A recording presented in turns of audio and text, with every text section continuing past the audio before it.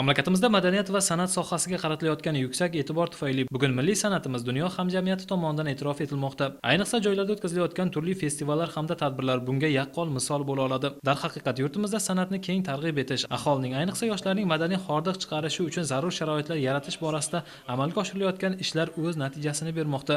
Xususan jonli ijrolarni ko'payayotganligi quvonarli hol albatta. Ana shunday e'tibor samarasi sifatida Boyovut tumanidagi Markaz mahallasida Sirdaryo viloyati filarmoniya jamoasi tomonidan jonli ijrodagi konsert dasturi tashkil etildi. Mazkur tadbir mahalliy aholi uchun chinakam bayramona kayfiyat ulashdi.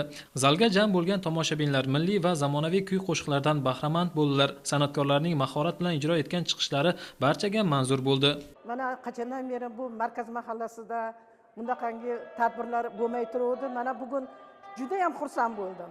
Shuning uchun Prezidentimizga rahmat. Muhtasham saroyimiz bor, Xudoga shukr, hamma sharoitimiz bor. Bog'larimizni yaratib berdilar. Prezidentimizga katta rahmat. Bundaqa tadbirlar kunda bo'lsin. Konsert davomida mahalla yoshlari ham sahnaga chiqib, o'z iqtidorlarini namoyish etdilar. Ular tomonidan ijro etilgan kuy va qo'shiqlar, badiiy chiqishlar tomoshabinlarning olqishlariga sazovor bo'ldi. Bu esa yosh ijodkorlarning san'atga bo'lgan qiziqishi va salohiyati yuksalib borayotganidan dalolat beradi.